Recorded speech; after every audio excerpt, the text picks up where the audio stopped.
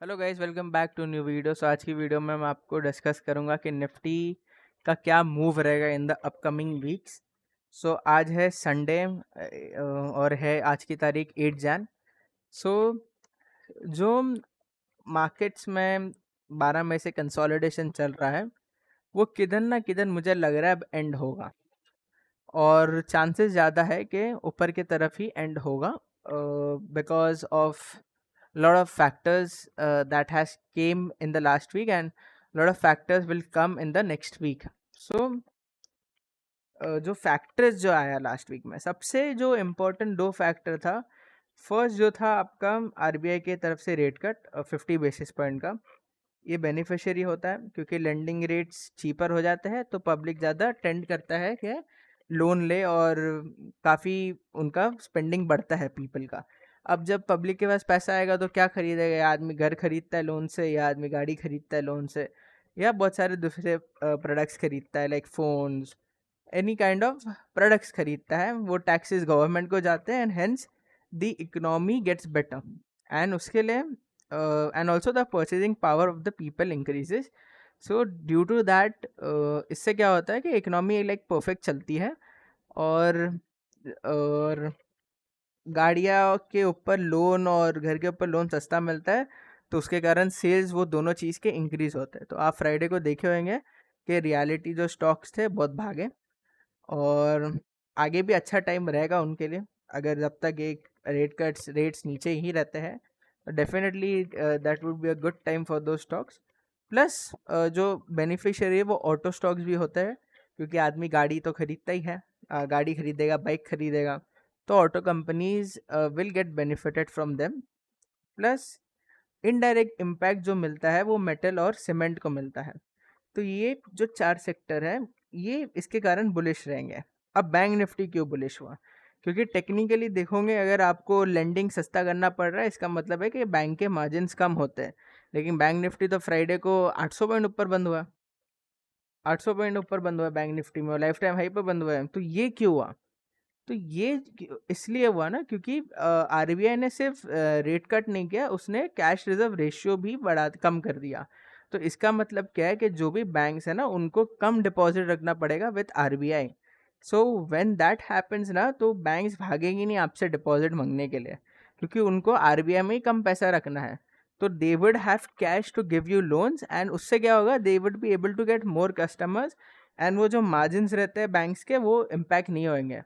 तो ये पॉइंट था कि उसके लिए बैंक निफ्टी भागा। नहीं तो अगर जैसे ही रेट कट का अनाउंस हुआ तो ये स्पाइक आया था स्टार्टिंग में, लेकिन वो spike was sold off completely.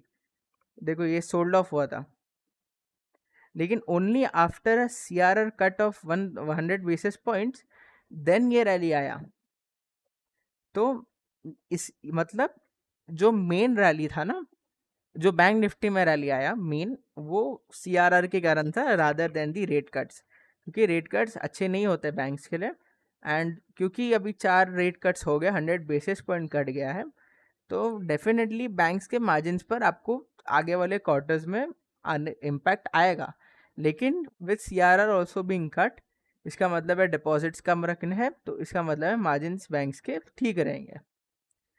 तो अब मैं आपको निफ्टी के चार्ट्स पर ले चलता हूँ। हाँ, मैं बोल रहा था कि अभी एक्सपेक्टेड है कि निफ्टी में ब्रेकआउट आना चाहिए। बहुत कंसोलिडेशन हो गया अभी। 12 मई से कंसोलिडेशन चल रहा है, सीज फायर की न्यूज़ के दिन से काफ़ी कंसोलिडेशन हुआ है। Positions have been picked up by the operators. Plus FI का लॉन्ग पोजीशन 17% पर था थर्सडे को। फ्राइडे का डेटा मैंने चेक नहीं किया है, 20% के करीब होगा। तो still markets are in the oversold zone, and अगर एफ आई आएगा शॉर्ट कवरिंग करने तो वो मार्केट्स नया लाइफ टाइम भाई बना के ही रहेगा जून में, क्योंकि 20% पर है, वो 80% तक जा सकता है। लेकिन जो मीन लेवल है वो 50% का रहता है, तो लेट्स 30% का भी स्पेस है। लास्ट टाइम जब 30% हुआ था तो ये मार्केट 21,800 से 25,000 की तरफ आ चुका था। तो ये सब चीज़ें हैं। आप देखो कि ये जो मंथ जो चालू हुआ ना जून का, एफ आई की लॉन्ग पोजिशन 19% के करीब थी।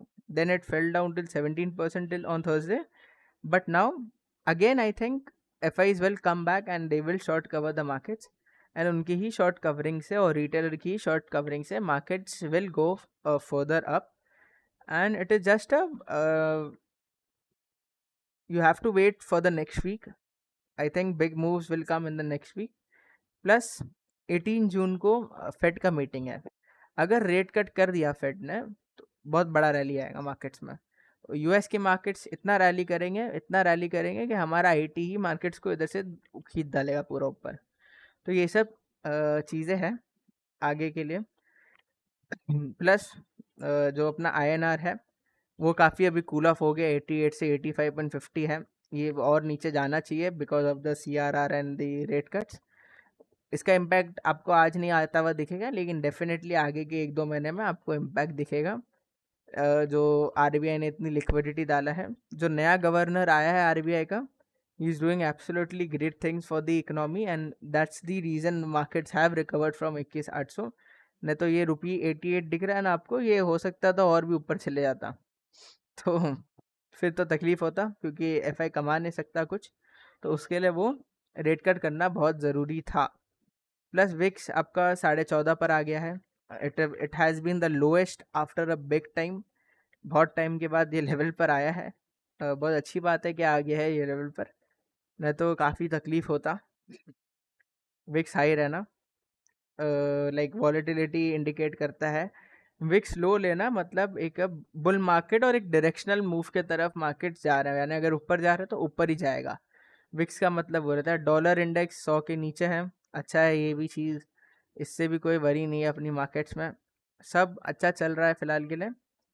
मिड कैप्स भी अच्छे ब्रेकआउट करके रखे हैं, और इनमें अच्छा ब्रेकआउट्स है. ये इनमें मैं कितने टाइम से बोल रहा हूँ कि फिर से वो यूफोरिया रैली चालू हो रही है. अभी भी आपने मिस आउट नहीं किए हो, कर लो बाई मिड कैप्स के स्टॉक, आपको बहुत अच्छा रिटर्न्स देंगे. और मेटल्स के स्टॉक्स बाई कर लो. मेरे हिसाब से ये महीने में मेटल के स्टॉक अच्छा कर सकते हैं काफ़ी. और बस इतना ही था आज की वीडियो में. जो निफ्टी का ये मंथली थोड़ा आउटलुक था, मेरे हिसाब से जो 26,000 का लेवल है वो जून में टच कर सकता है निफ्टी. आप ये वॉच आउट करना, and thanks for watching the video.